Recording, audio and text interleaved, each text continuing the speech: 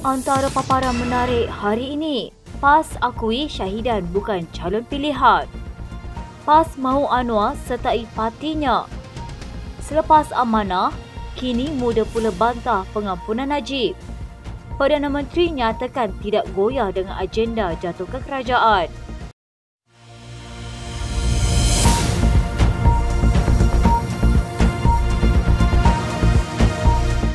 Bersempena dengan Hari Raya Aidilfitri ini, saya bagi pihak Parti Amanah Negara mohon maaf di atas pernyataan yang baru-baru ini dikeluarkan oleh Ketua Komunikasi, dan sekiranya kenyataan itu menyinggung ataupun melukakan UMNO, maka kami minta maaf.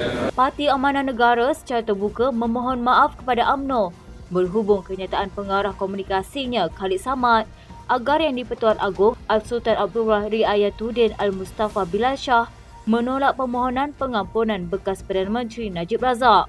Timbalan Presiden Amanah Salahuddin Ayub membuat permohonan maaf itu sendiri kepada Presiden UMNO Ahmad Zahid Hamidi. Sementara itu, mengulas pendirian Amanah berhubung isu pengampunan Najib, Salahuddin berkata menjadi hak seseorang warga untuk meminta pengampunan daripada Yang di-Pertuan Agong. Ia jelas bagi saya basic right seseorang yang dikenakan hukuman. Saya pun pernah kena hukuman mahkamah dan penjara. Itu hak kita untuk meminta pengampunan daripada Yang di-Pertuan Agong. So itu kita pulangkan kepada perlembagaan dan peraturan negara. Kebelakangan ini timbul polemik antara pemimpin UMNO dan Amanah berkaitan isu pengampunan bekas Perdana Menteri Najib Razak. Pada 28 April lalu, pengarah komunikasi Amanah Khalid Samad dalam kenyataan merayu kepada Yang di-Pertuan Agong Al-Sultan Abdullah Riayatuddin Al-Mustafa Bilal Shah agar menolak permohonan pengampunan Najib dalam kes rasuah SRC International. Sehari kemudian, Presiden UMNO Ahmad Zahid Hamidi menggesa semua pihak agar berhenti memberi ulasan tidak sepatutnya berhubung isu tersebut dan menyerahkannya kepada kebijaksanaan agung. UMNO Kelantan pula berkata pihaknya menimbang untuk tidak lagi bekerjasama dengan amanah negeri itu jika Khalid tidak menarik balik kenyataannya. Mengulas lanjut, Salahuddin berkata menjadi lumrah dalam politik bila ada pemimpin yang terlanjur membuat kenyataan. Sebarang keterlanjuran itu bagi saya biasalah bagi orang politik. Kadang-kadang kita terlanjur dan tak ada malunya untuk kita mohon maaf sekiranya ianya melukakan, dan harap isu ini dapat diselesaikan. Saya sendiri bersama dengan Presiden UMNO, dan sementara tadi pun saya berkunjung ke timbalan Presiden UMNO, saya menyatakan perkara yang sama. Menurut Salahuddin, apa yang penting baginya kini adalah memperkukuhkan kedudukan parti dalam kerajaan dan rakyat. Yang penting bagi saya adalah memperkukuhkan position kita dalam kerajaan dan rakyat. Kami sibuk sekarang ini untuk menyelesaikan isu rakyat, dan kita sedang berdepan dengan 6 PRN negeri. Jadi kita beriltizam untuk memperkukuhkan jentera kita, ukhuwah kita dan kekuatan parti kita bersama dalam perpaduan. Itu lebih penting bagi saya. Setiausaha Perhubungan PAS Selangor Rosa Syahir Muhammad Syahir berkata, Ahli Parlimen Arau Syahidan Kasim tiada dalam senarai calon parti itu bagi PRN akan datang. PAS Selangor berkata ini kerana tiada sebarang perbincangan untuk meletakkan Syahidan calon, dan PAS juga telah membuat senarai pendek calon yang mungkin diletakkan di negeri itu. Katanya setakat ini calon yang disenarai pendek PAS Selangor adalah dalam kalangan anak jati negeri ini sahaja. Tiada perbincangan untuk meletakkan Syahidan. Bagaimanapun di peringkat pusat kami tidak tahu jika ada cadangan untuk meletakkannya sebagai calon di mana-mana kerusi DUN untuk PRN akan datang. Spekulasi bahawa bekas Menteri Besar Polis itu akan bertanding di Selangor berleka selepas dia dikatakan sudah turun ke Semenyih beberapa kali. Syahidan juga malah memberi bayangan mungkin melibatkan diri dalam usaha PN untuk merampas pentadbiran Selangor dari PH. Untuk rekod, dia mempertahankan kemenangannya di Arau di bawah tiket PAS pada PRU lalu selepas namanya digugurkan oleh kepimpinan BN. Syahidan sebelum ini memberitahu bahawa dia tidak mempunyai sebarang agenda untuk merebut apa-apa jawatan, tetapi akan menggunakan pengaruhnya untuk membina gelombang yang dahsyat untuk PN di Selangor. Roslan mengambil maklum bahawa Syahidan ada menawarkan diri sebagai calon dan pihaknya akan memberi sokongan jika kepimpinan parti berpandangan ia boleh membantu memberikan kemenangan dalam PRN akan datang. Pada masa sama, dia berkata pembahagian kursi Don Selangor antara PAS Bersatu dan Gerakan sudah hampir selesai dan akan memperkenalkan calon setelah senarai tersebut mendapat lampu hijau daripada kepimpinan tertinggi. Setiausaha Agung PAS Taqiyuddin Hassan berkata kira-kira 20 bekas pemimpin UMNO sedang merancang untuk menyertai PAS atau Perikatan Nasional. Turut diberi bayangan adalah bekas pemimpin UMNO Tan Sri Anwar Musa yang telah menyatakan minat untuk menyertai parti itu. Boleh dibuat andaian, termasuklah di Kelantan. Ya.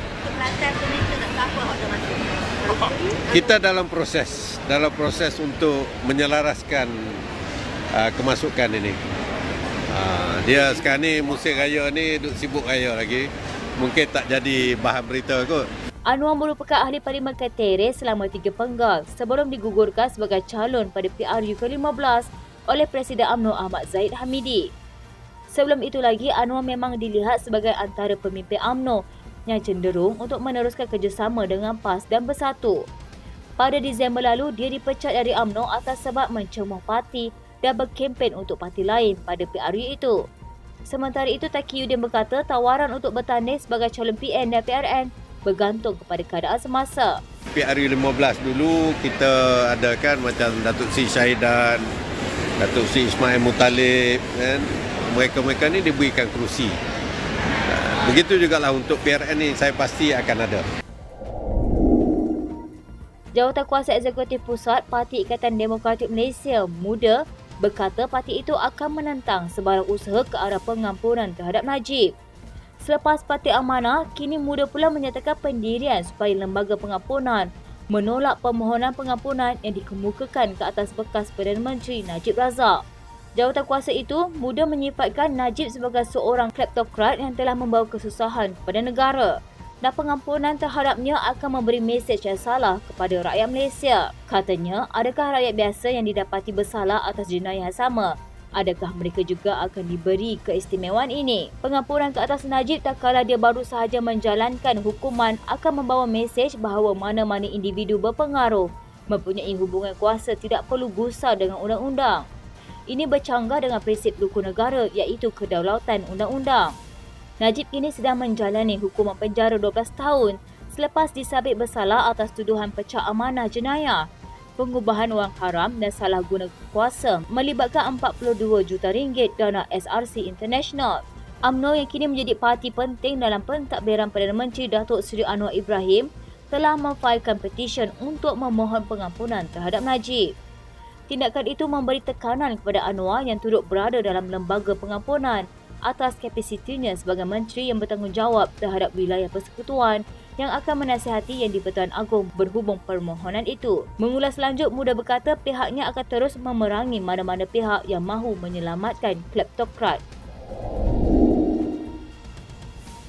Perdana Menteri Datuk Seri Anwar Ibrahim dilihat tidak menafikan ada komplot untuk menjatuhkan kerajaan beliau, tetapi menegaskan parti dalam kerajaan kekal kuat bersama-sama dengannya.